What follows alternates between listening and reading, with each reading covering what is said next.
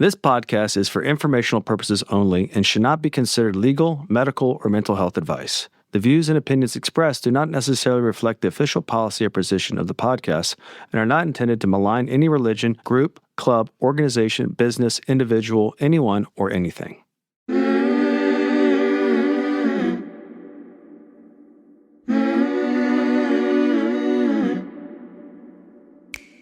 I'm Sarah Edmondson. And I'm Anthony Nippy Ames, and this is A Little Bit Culty. We woke up from a cult, and that journey was captured in The Vow on HBO and in my memoir, Scarred. Now, in this podcast, we break down the shame and secrets that make these experiences so destructive with honest conversations on how seemingly benign groups can cross into the cultiverse and how to spot and recover from trouble if it happens to you. Each week, we bring in experts, survivors, and whistleblowers to explore red flags, resilience, and even share a few laughs because sometimes you gotta laugh. Subscribe to our Patreon for early and ad-free listening, some live Q&A, and exclusive content at patreon.com/alittleBitCulty. Welcome to Season 8 of A Little Bit Culty.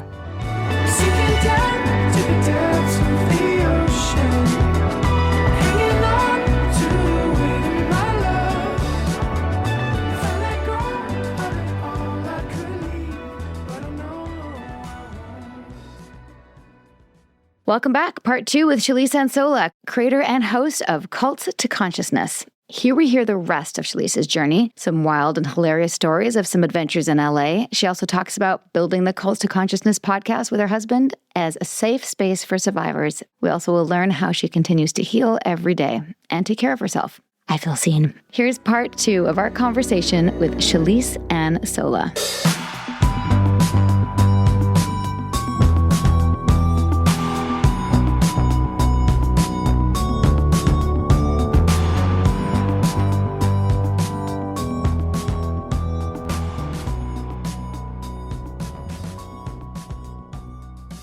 Welcome back, Shelise. Thanks. I'm sure our audience is dying to know how you've healed and how you got into podcasting and everything you've learned since. So where we left off, you were just about to tell us about moving to LA and that second part of your journey. Yeah. So when I left the church, it was the perfect timing because I was just finishing up college. I did my last semester in London abroad. Fun. Which was incredible because for the first time, I was like, oh my gosh, no one's checking in on me. Why aren't you going to church? I really plucked myself out of that environment, allowed myself to see new culture, new ways of living. It was really just the best way to experience the world in a free sense where I didn't feel the guilt or the shame because no one was looking over my shoulder. No one was questioning my decisions and making me confess anything. And so when I got home within 2 weeks, I had figured out a way to move to Los Angeles. I was so ready to get to LA. Ever since I was a kid, I wanted to be an actor. I would point at the TV and be like, Mom, put me on Disney, because it was just my one way to feel seen. I loved putting myself in other characters' shoes, and I had tried and been almost scammed by a bunch of fake agencies that scouted me wherever, right? My mom did her best to try and get me into the business, but we lived so far from Salt Lake City, it just wasn't even possible. And there wasn't even an industry really in Salt Lake at the time. So my goal was I need to get to LA and I need to pursue my dreams of acting and costume design, which I had just gone to school for. Moving to LA, I drove down there to try and find a job, and every single place that I was going into, they were like, we would like to hire you, but we cannot until you have an address in California. And so then I would try to get places and they were like, we cannot give you this apartment until you have proof of employment. And I was like, well, shit. Well, HE double hockey sticks. What am I supposed to do? I still didn't square the time. That started like 5 years ago. So I found myself in a situation where I was like, maybe I could be a live-in nanny. I'm great with kids. And I found this thing on Craigslist. It was this guy from London, coincidentally, MMA fighter guy who was looking for a live-in dog sitter. And I was like, that sounds awesome. And it was this gorgeous home in Venice, right off Abbot Kinney, if you know anything about Venice. Just yeah, of course. Premium real estate, right? That's where our Nexium Center was, by the way. No, just off it was Abbot in Kinney. Venice? In Lindsay Lohan's former home. No was way. where we did our training. Yep. Oh my right off Abbot gosh. Kinney. What years were you there? 2000, I want to say 10 to 14, 15. Oh my gosh. We could have walked by each other on the sidewalk. No way. Yeah. I was there 2011. That's crazy. Yeah. Oh, yeah, we were definitely there. And I don't know the exact time when we got that center, but we were doing trainings in Los Angeles and in that area all the time. That's crazy. Which was very difficult because people were kind of culted out. They're like, is this like Landmark? Or I'm already in Kundalini. Like they were already sort of, there's a saturated market. But anyway, I'm so sorry. No, I just that's got excited because fine. I used to love Abbot Kinney. That was my favorite part about doing trainings there. Is like, oh my God, this is like the coolest street in the world. Yeah, it's super cool. Right? So it's basically where the rich people go to thrift shop because the thrift stores would be like $150 for something, but it was designer. And so it had this weird, eclectic, fun. For me, someone who loved fashion, I was like, this is awesome. Couldn't afford anything, but it was fun to go look. And Steps from the Beach. So this guy is holding auditions and you go and you had to bring a photo of yourself and a resume, which makes no sense.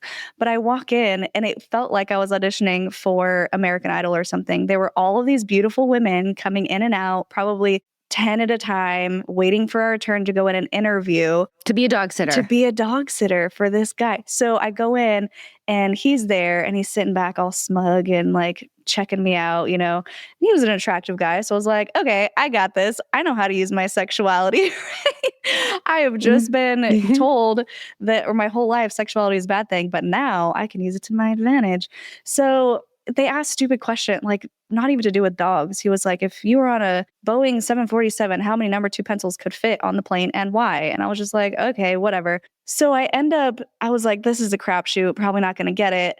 I got the call. You've been chosen to be a live-in dog sitter rent-free on Abbot Kinney. And I was like, I'm in. This is it. This is my ticket to LA. So that I went back to the place that wouldn't hire me. And I was like, I have an address. Here it is. And I got the job working at All Saints, which was this amazing clothing store that I'm still obsessed with today.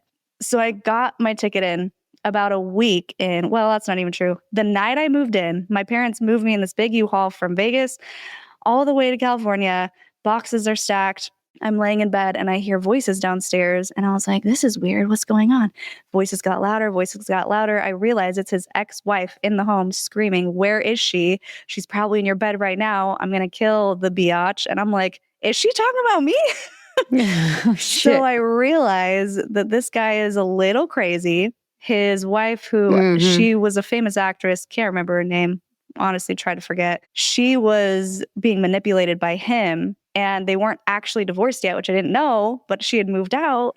And so she's like storming up the stairs. Where is she? Where is she? And I'm like shivering under my blankets, like, oh my gosh, please don't come in the room. She slams the door open. He grabs her. She bites him. This is the first night in Los Angeles. And I'm like, oh my God, what have I done?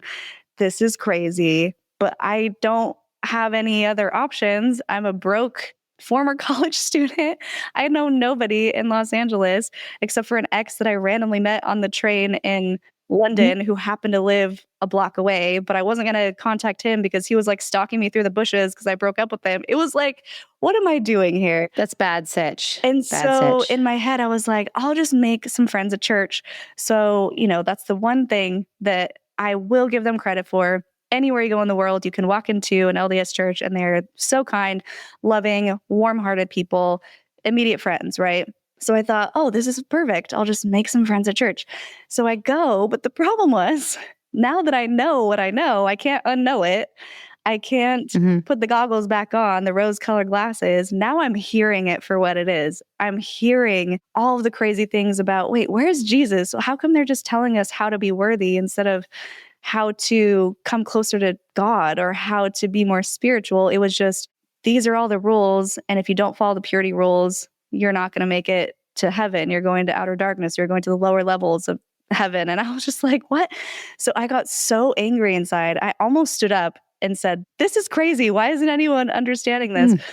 And could not go back. Even though I had made a couple friends, I was like, what am I doing? Because we don't share the same values anymore. So a week later, he goes, I want my wife back and she won't move in unless you're out. And I was like, makes sense. And he says, you have a week to move out. And I was like, oh, fuck. I got here 1 week ago. You're telling me I have to find and qualify for an apartment on my own because I'm not going to jump into another roommate situation. That was a mistake. The first time it was a mistake. trying to find anything on Craigslist to begin with. But yeah, good lesson. Exactly. Eventually found another roommate situation, which ended up being crappy at the end.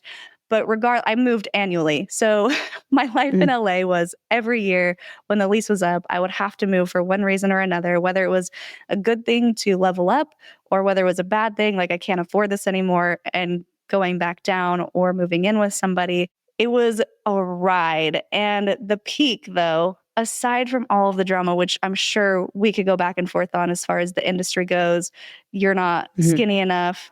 I literally had one casting director say to me, you know, you have a leading lady face, but you're not thin enough to be a leading lady and you're not fat enough to be funny. So I don't really know what to do with you.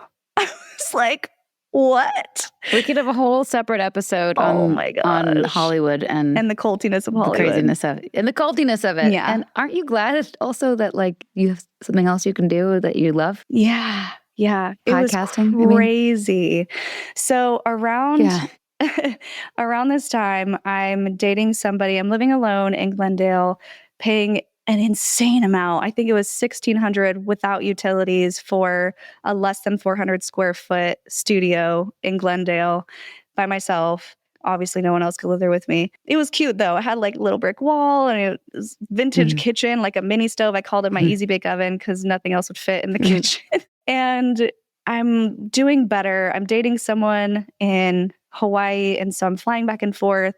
My social media skyrocketed because I met some influencers who put me in their videos. King Batch, I don't know if you know of him, and Amanda Cerny, all of them. No. And so I'm like, oh, cool. Like I'm getting this recognition. Maybe I can turn this into a revenue stream because I really needed it.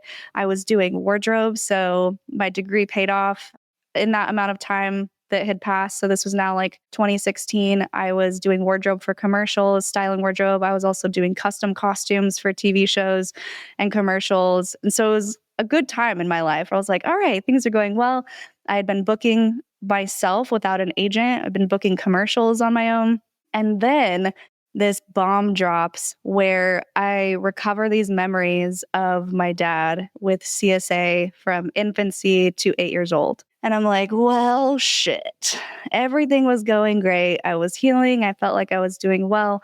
And then I had to question my entire childhood, my entire life. And when I confronted him about it, days after discovering all this information, first it was, no, of course I would never do that. But then he was like, well, this other thing did happen. And then this thing did happen. And it was worse than what I had actually remembered. And I was like, that's enough for me. If you don't remember the rest, like, oh, well. And that sent me down this spiral where I ended up breaking up with my boyfriend because he wasn't there emotionally. I called him the day that I confronted my dad and he was on a party bus. And he's like, sorry, it's my friend's birthday. I can't really get off and talk to you. And I was like, this is literally the only time in my life I need to talk to somebody and you're on a party bus? Let's take a little break from the cultiverse. Here's a word from our sponsors.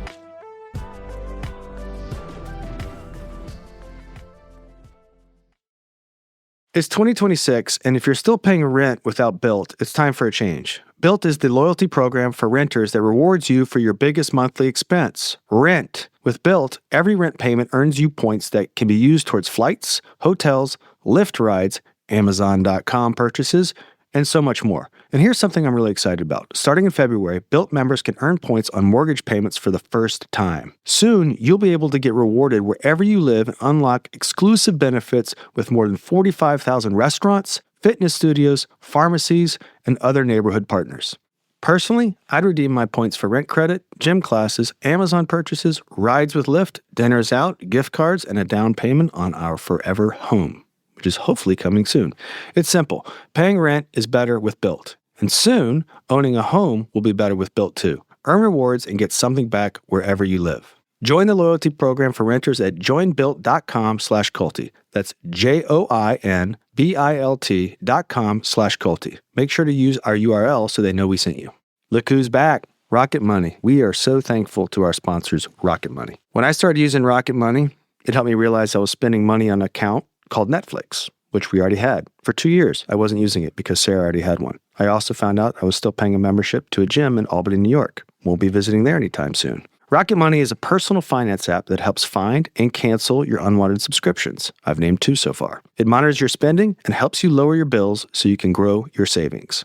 Rocket Money is like that super organized friend who's a tad annoying, but it's great to have an app that's not annoying, who actually remembers what you signed up for. It quietly tracks all your subscriptions in the background and lets you cancel the ones you don't need right from the app in just a few taps. No awkward phone calls, no hunting for sketchy account settings pages, and no surprise renewal charges months later. It also automatically categorizes your transactions across all of your accounts. You can add your own custom categories and tags so your spending actually makes sense to you.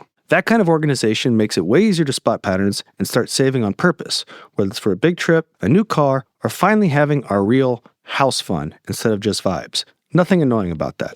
Let Rocket Money help you reach your financial goals faster. Join at rocketmoney.com/culty. That's rocketmoney.com/culty. rocketmoney.com/culty.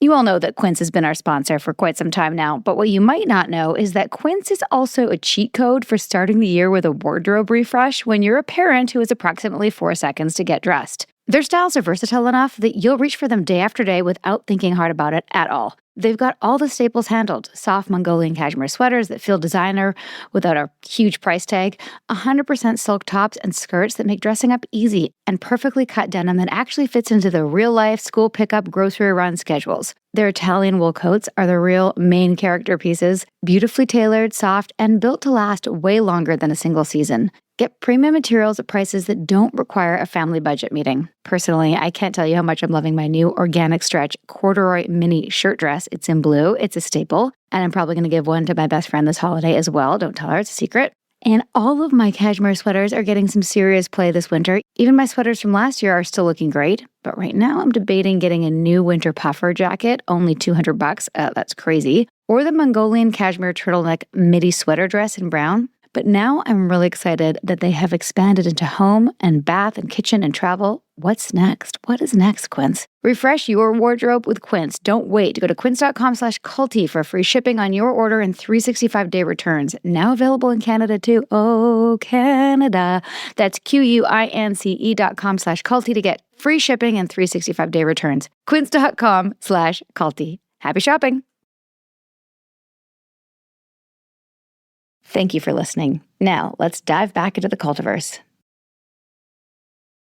Can I just ask, how did were you doing something like where the memory Sure. just came out of nowhere? So I had been having nightmares since moving out of the house, since going to Vegas to college.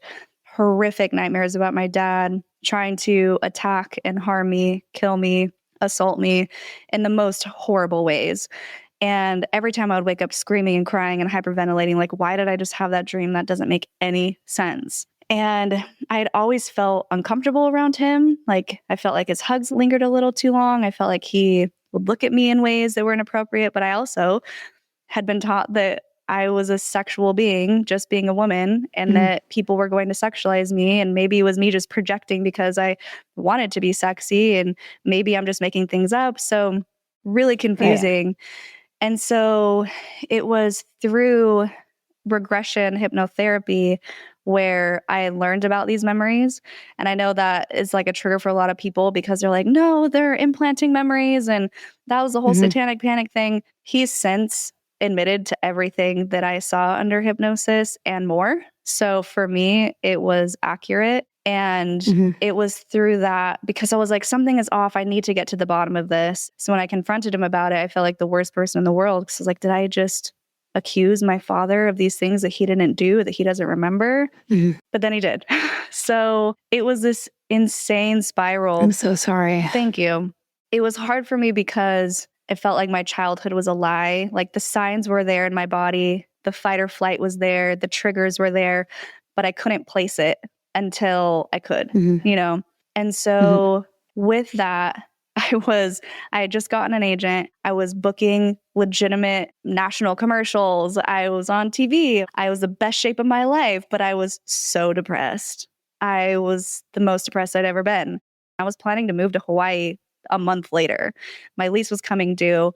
I couldn't afford that place anymore. $1,600 was just insane for me.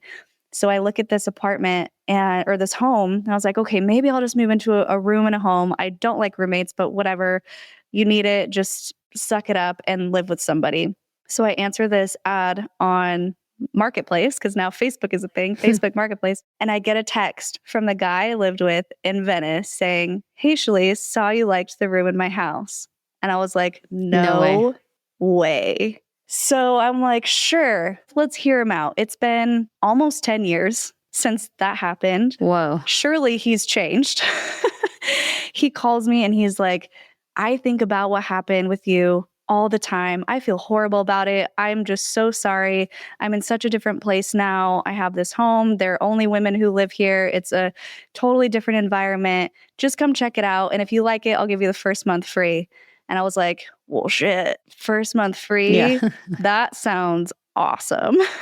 So I go check it out. He's doing breath work now. Like, he's leading breath work classes in his living room. And I'm getting into the spiritual stuff more. And so I'm like, okay, maybe this aligns. We'll try this out. Long story short, he ends up saying, after I move in, boys are not allowed in this home unless it's a threesome with me.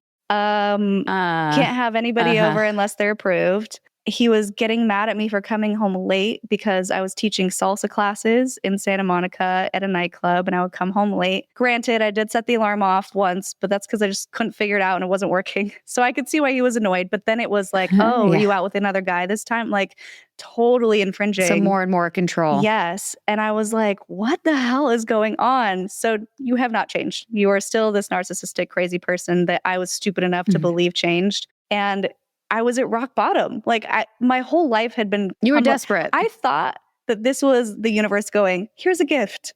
It was not a gift. It was a gift with a bomb in it. So after all of this, I end up... I have like a 12-hour window to move all of my stuff out or risk it being put out on the curb because of this man. So I box all of my stuff up one random night. The next day, I move it into storage, and now I'm homeless. And I'm just like... awesome. Now what? So I'm like sleeping in my car. A couple of friends were like, you can stay in my house for 1 or 2 nights.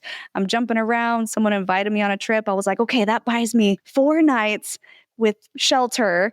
And so I can just go there to Lake Havasu for a minute. And in the meantime, I'm frantically searching for another place. I find a sublet. She ends up being awesome. I end up staying there for over a year and it works. And I'm like, okay, I think I can take a breath now. I'm like, all right, things seem to be going well. And now I'm like, now I have to face this trauma that I clearly have not faced. I need to find a therapist. I need help. I'm not well mentally. Now that I'm physically safe, I'm like, okay, I think I can actually deconstruct not only Mormonism, but deconstruct my past with my dad. He was still kind of reaching out to me, even though I said, please don't contact me. He would still text me these long things, making himself the victim, making me feel like I was the one causing his pain instead of who the pain should really be on, which is him for doing what he did.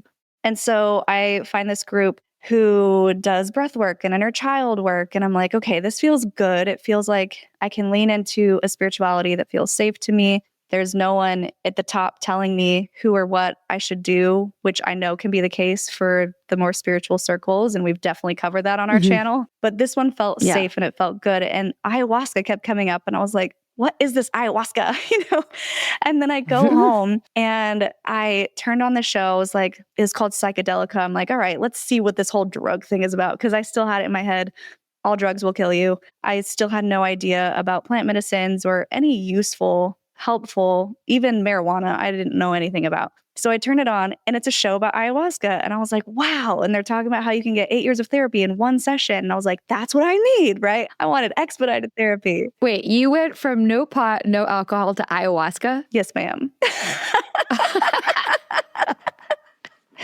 Yes, ma'am. So, but the you crazy, know that's wild, right? It's absolutely bonkers. Do not recommend to anybody listening. Please don't do that. I just want to let you know that I started at a young age with all the things. I've done pretty much all the things, and I've never done ayahuasca. It's insane.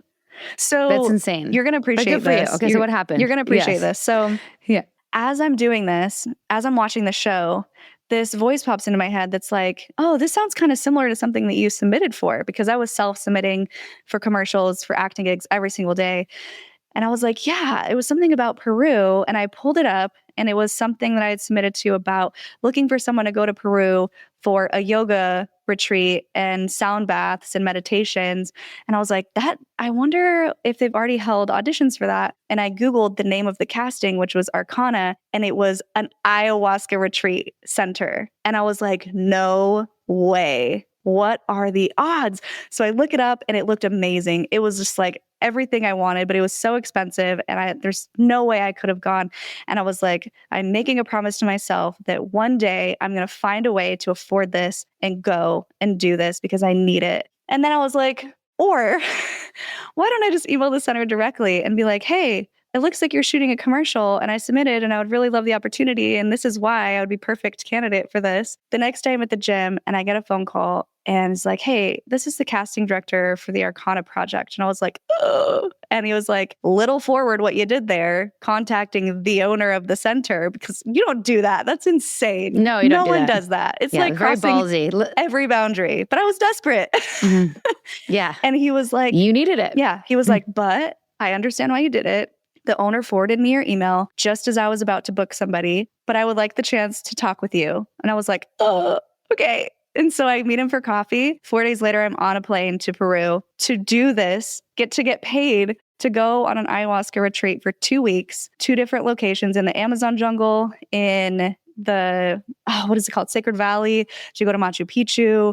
And I was like, this is insane. Like, this is my gift. That's amazing. This is a real gift. Yeah, that's a real gift. Granted, I was still accused of trying to hit on the director and try to like seduce him with his wife there. Still a little cuckoo. The journeys, and I won't go into them, that could be a whole podcast. Incredible. We'll save that for the, Absolutely good experience. incredible. I deconstructed things about my dad. I had experiences of seeing my womb as this beautiful green light holding a perfect infant. And it, for me, was telling me, you were not broken. Just because this thing happened to you, you can still conceive, because that's all I wanted. I just wanted to be a mom, regardless of the programming. I think I really was meant to be a nurturing caregiver. So here's another crazy thing. 10 ceremonies in 10 days. That's a lot. Insane. Yeah. Absolutely insane.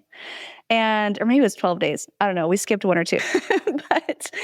but there was Bufo ceremonies, the 5-MeO DMT. There was combo, the frog poison. There was San Pedro.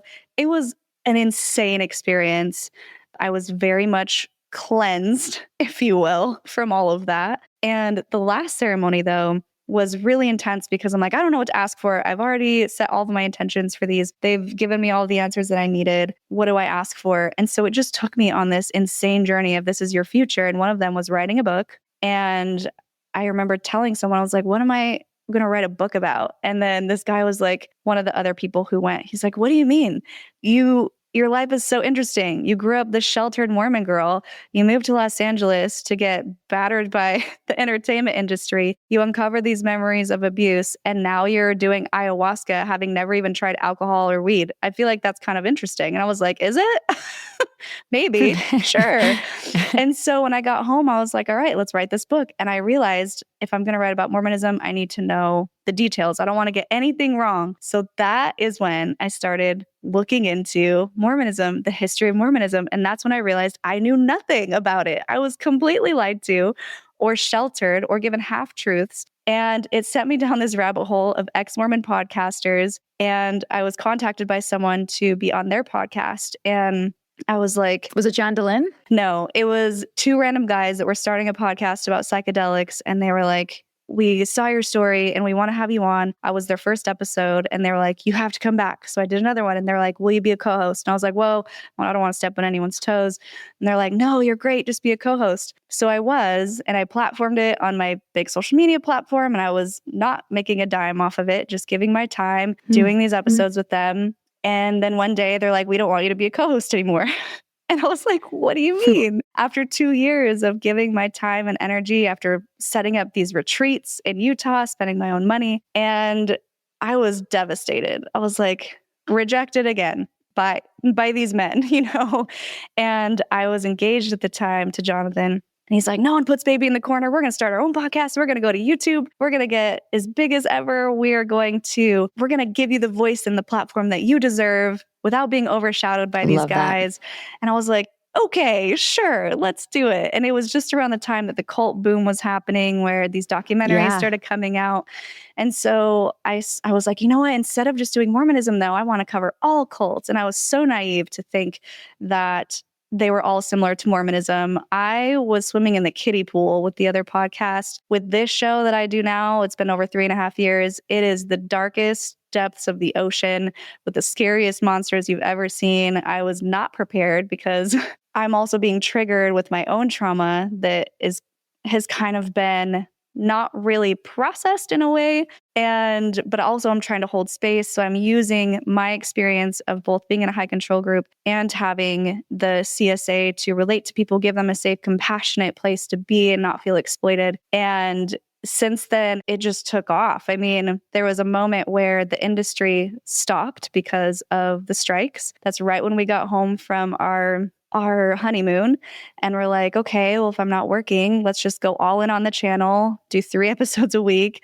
And things just blew up from there. It became our full-time job. And I got pregnant. I was like, well, I don't really want to go back to 12-hour days on set because I have a baby I want to take care of. Let's just go head first into this. And somewhere around the first few months after we had started recording, I found your story because I'm like, okay, who's spoken out? Let's find cult survivors. I found you. I was like, oh, let's reach out to Sarah. Maybe she'll come on. And so that was really cool, getting people from different documentaries. And since then, it's just been quite the experience. It's been an honor, really. And I'm sure you feel the same way, to be able to hold space for people who are willing to be vulnerable and share their deepest, darkest secrets with you and essentially the world. It's an incredible honor. Yeah. And I love that we came to it from such different places. Definitely had a similar, I wouldn't say naivete, but we just didn't know how dark it would be. Yeah. Right. I get that. I totally get that. What do you do to protect yourself, to not be too triggered and like bring it into your life when you cover the dark stuff?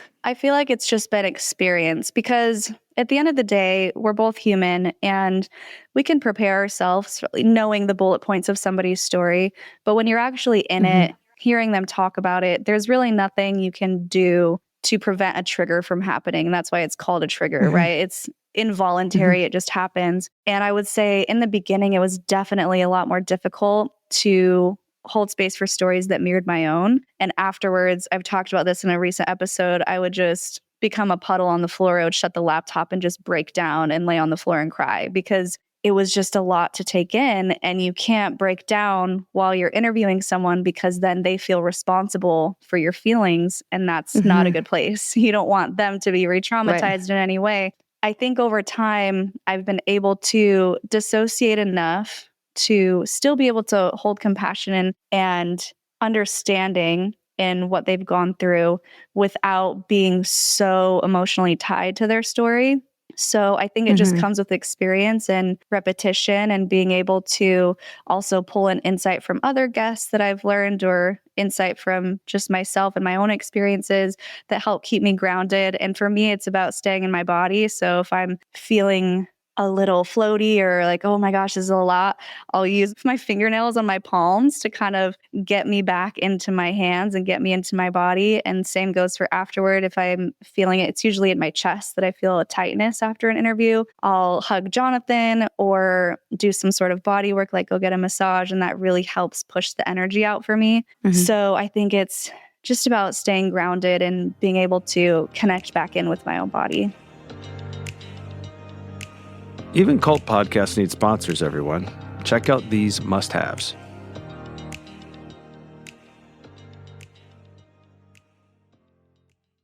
We all know that sleep is basically magic for our skin, our mood, and our immune system. Actually, our entire personality, honestly. But winding down at night, that's another story. My brain is still scrolling. My body's tired but wired, and suddenly it's midnight and I'm negotiating with myself. That's why Osea's Dream Collection has completely changed my nighttime routine. After my hot Epsom salt bath, I bring in Osea's Dream Collection. This helps me settle in for the night and helps make my skin feel nurtured, because guess what? Skincare is self-care. Their Dream Night Serum and Dream Night Cream are clinically tested and powered by bioretinol to help reduce the visible effects of stress while you sleep. I'm talking dryness, dullness, fine lines, and that I'm exhausted look.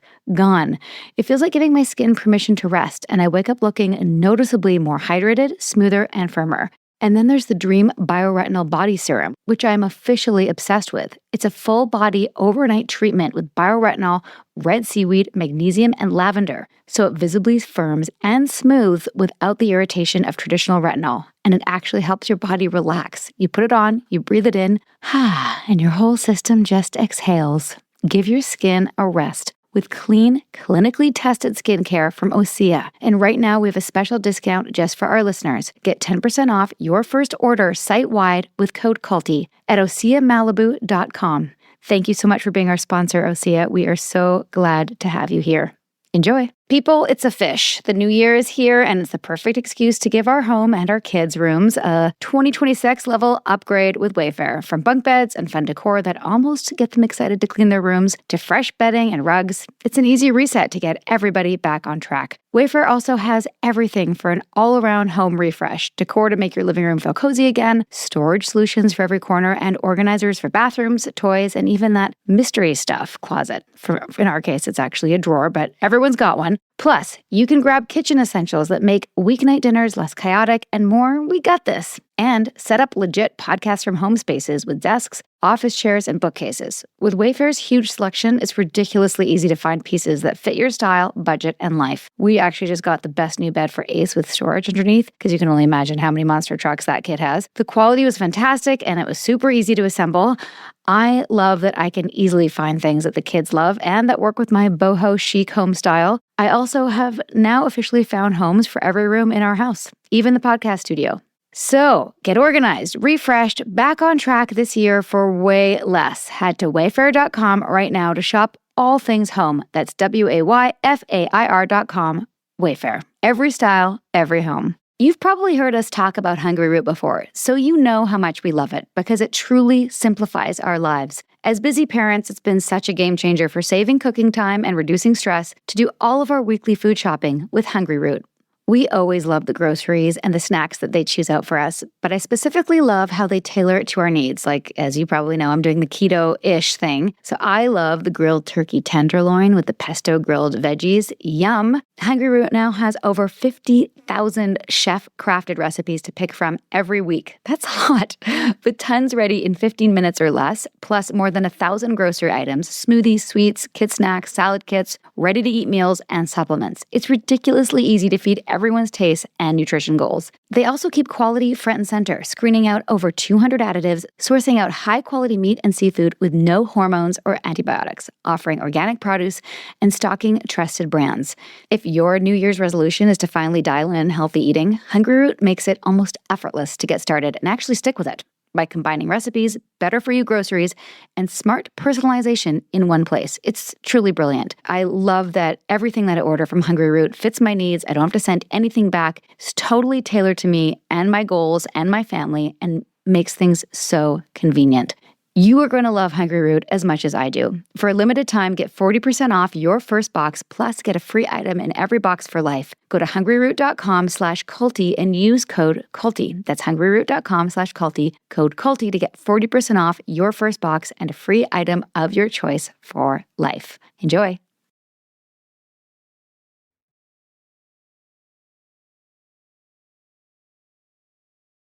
Sponsor break's done. Now back for more culty stories. Well, since you're into the psychedelics, may I also recommend microdosing mushrooms and going for a walk? Right. Yeah. Is that what you do? Yeah. I like right after, I like schedule an hour after I record and go for a walk.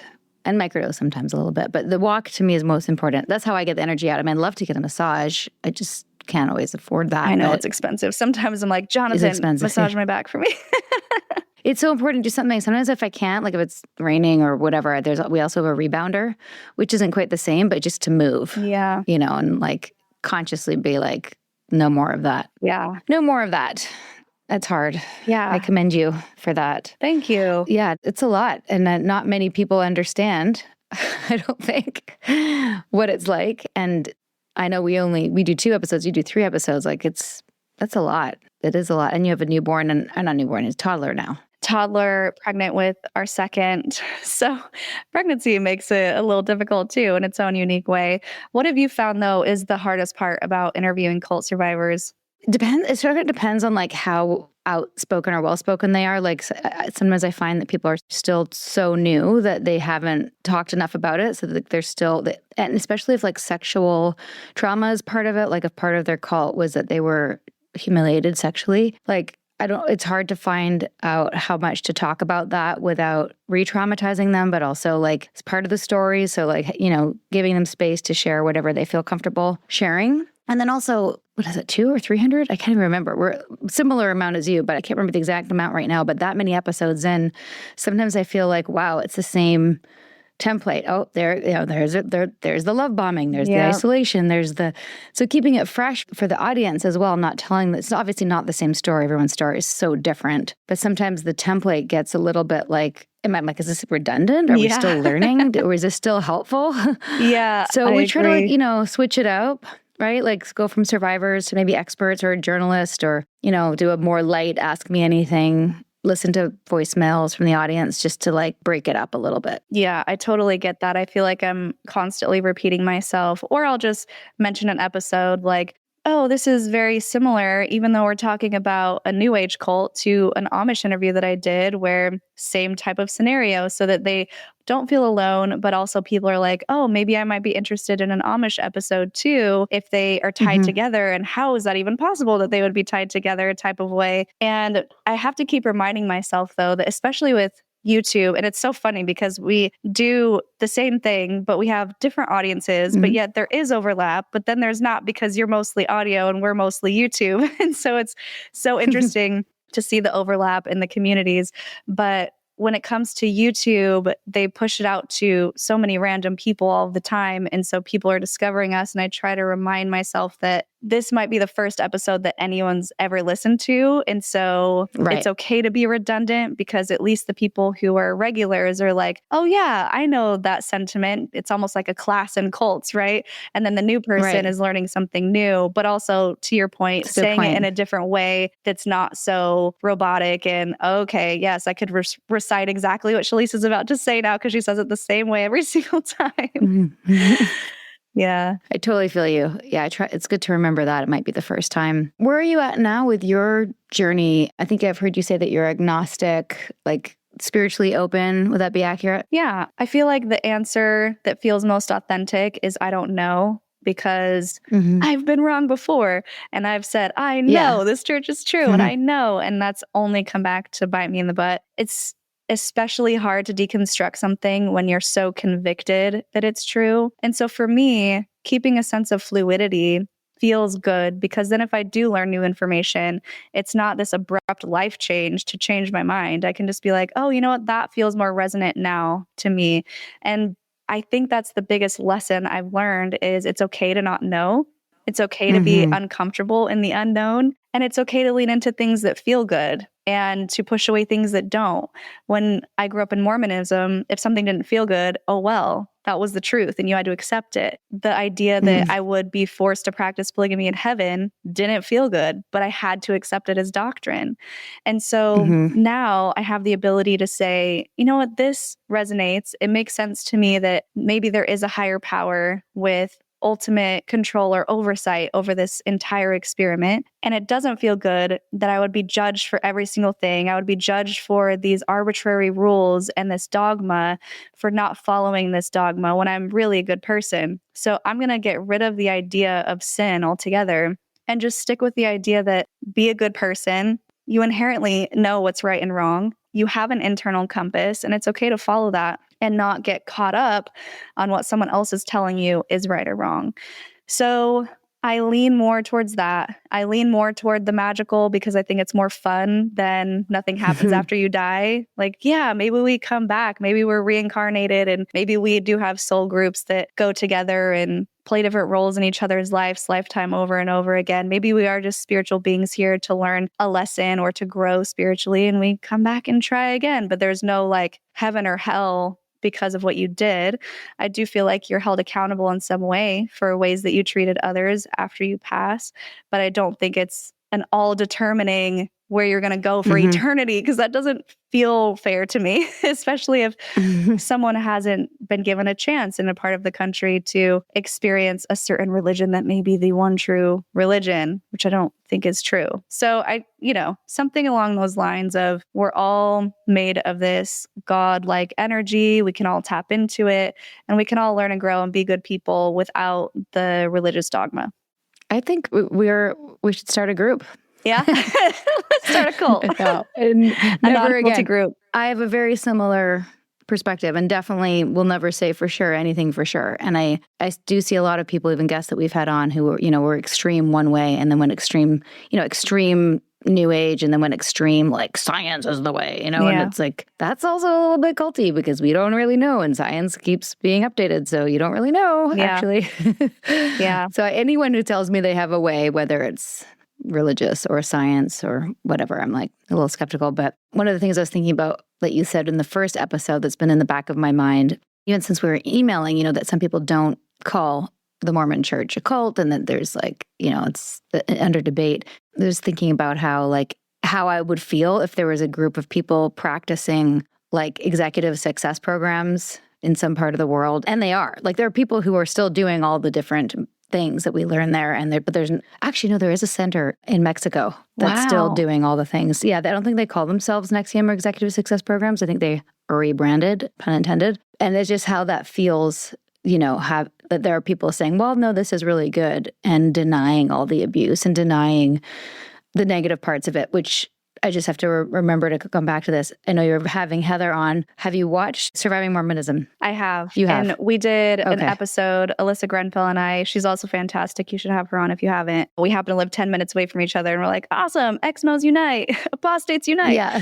So we just did an episode covering that. And that's one of the biggest things that I talk about. And I get so passionate about it, because it's completely possible to live an entire lifetime in Mormonism and never see the harm with your own eyes. And that's by design. They don't want you to see it. There are lawsuits against the LDS Church right now because of CSA cover-ups, because of protecting the predator and not the children who are being harmed.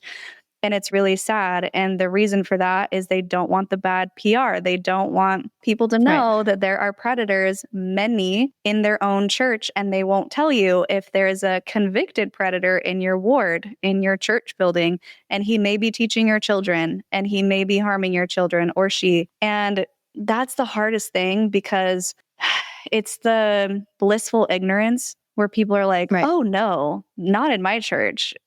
People are making fun of it. And it's really sad to see that people are like, oh, surviving Mormonism, and it's just my neighbor bringing me cookies. Okay, you can have a neighbor bring you cookies. You can have an incredible community, and you could have a child being harmed and the bishop's not doing anything about it, because when he called the church hotline, the lawyers who answer said you should not report it, or you are not mandated to report it. You probably shouldn't. And the abuse continues.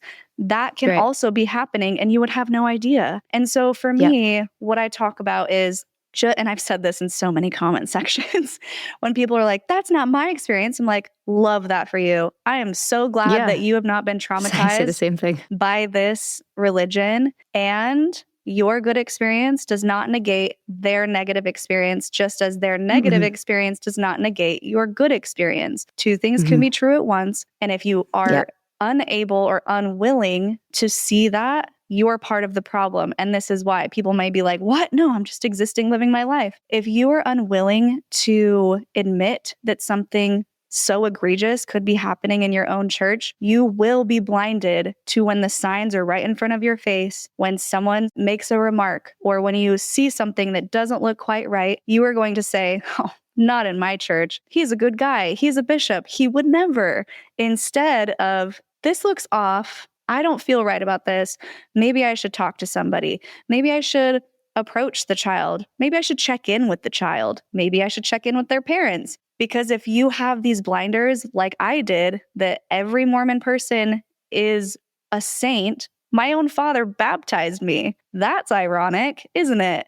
He was supposed to be a worthy priesthood holder. Was he? Not even close. But no one suspected it because he's an active member of church.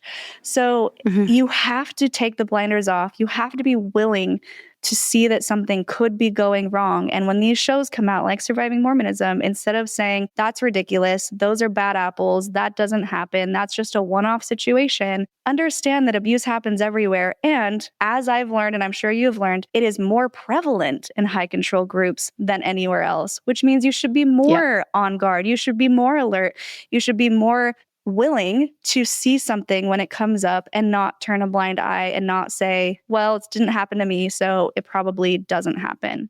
Yep, 100%. That's also been my response. And the same thing that happened in NXIVM. It's what I said when there was allegations against Keith. It's like, well, that wasn't my experience. Yeah. If he was sleeping with all the women, why wouldn't he have come on to me? Yeah. Which was so dumb and also narcissistic. Well, you're programmed to think that way, though. It's not your fault for thinking that way. You were taught to believe that he could do no wrong. You were taught to believe he was all these amazing things. So why would you question it? And that's why you need outside voices. You need to allow them into your brain instead of, and that's how you know it's a cult too, right? When someone says, don't trust an outsider, don't listen to people who have defected, don't listen to apostates or led by Satan. It's by design so that you're not exposed to the negative things going on. So you can remain in your perfect little happy, blissful, ignorant bubble. It's by design. 100%. And this is something I'm sure that's across the board, but specifically I think in the Mormon Church and FLDS and Jehovah's Witnesses, I feel like are the biggest, in terms, I guess that's maybe, I'm going to say per capita, but it's just what I've seen time and time again, safe haven for predators because of the structure of not reporting and keeping the image clean and pure. And then IFB and, well, so many different offshoots. But I just realized we've been going for 2 hours and awesome. You need to nap. I may or may not have COVID, but it's fine. I hope you feel better. And I'm so glad that we had this time together. And I hope we get to do more. I really would love to do another collaboration with the women. And maybe when we finally get our YouTube cranking, we can do something there. I don't even know what YouTubers do. Some sort of collaboration. Yes, for sure. And hopefully meet in person because you're in Austin now. Yes, we're in Austin. We are overdue for a trip. We have so many great friends in Austin. Come visit anytime. You can stay with us. Oh, I would love that. Yeah. Love that. I'd love to meet your little one and little one soon. Yeah, congratulations. Thank you so much. Coming in May? May. Mm-hmm.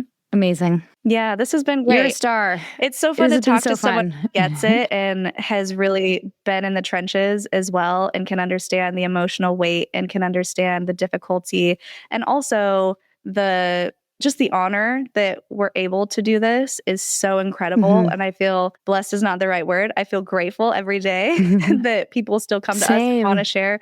It's a beautiful place to be in. And I'm thrilled that I can do it as my full-time job, as I'm sure you are. Yes, very grateful. And I'm so glad that you are too, and that we can do this and talk together. I'm also really appreciative of your warmth and your time and your tenacity to put it all out there. Yeah, thank you. Same to you. Cults to Consciousness on YouTube. Anything else that we should know about where to find you? And oh, we have an Instagram at Cults to Consciousness, and people are going to see short clips of the show there. And Patreon, Cults to Consciousness, same thing. But mostly YouTube, that's our main platform. That's where we try to encourage people to listen and to see our guest faces and the photos we put up and everything. So if you want to tune in, that's the place to go. Awesome.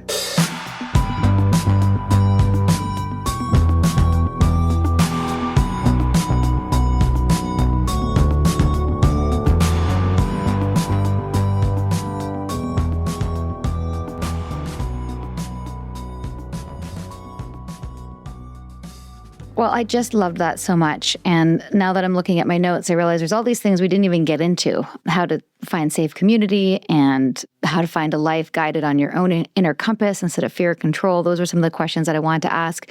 But do check out her channel. She covers a lot of those topics and has incredible guests on her show. And as I mentioned, many of those guests have come on our podcast as well.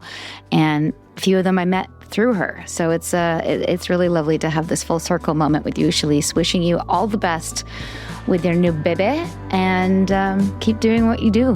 Shine that bright light. Thanks, Shelise, and see you next time on A Little Bit Culty. Sinking down to the depths of the ocean, hanging on to the weight of my love. If I let go of it all, I could leave, but I know I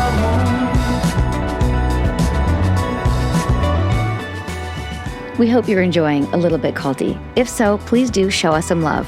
drop a rating, or leave a review. Hit subscribe on Apple, Spotify, or wherever you listen. And subscribe to our Patreon at patreon.com/alittlebitculty. Even better, send this episode to someone who needs it. Maybe they're in a cult. Maybe they're just a little bit susceptible. Or maybe they just love a good story. Spread the word, spread the love. Thanks for listening, and see you next time. A Little Bit Culty is a Trace 120 production. Executive produced by Sarah Edmondson and Anthony Nippy Ames in collaboration with producer Will Retherford at Citizens of Sound. Our co-creator is Jess Tardy. Our production coordinator is Lesli Dinsmore. Writing by Sandra Nomoto and social media marketing by Eric Swarzinski and Brooke Keene. Our theme song, Cultivated, is by the artists John Bryant and Nigel Aslan.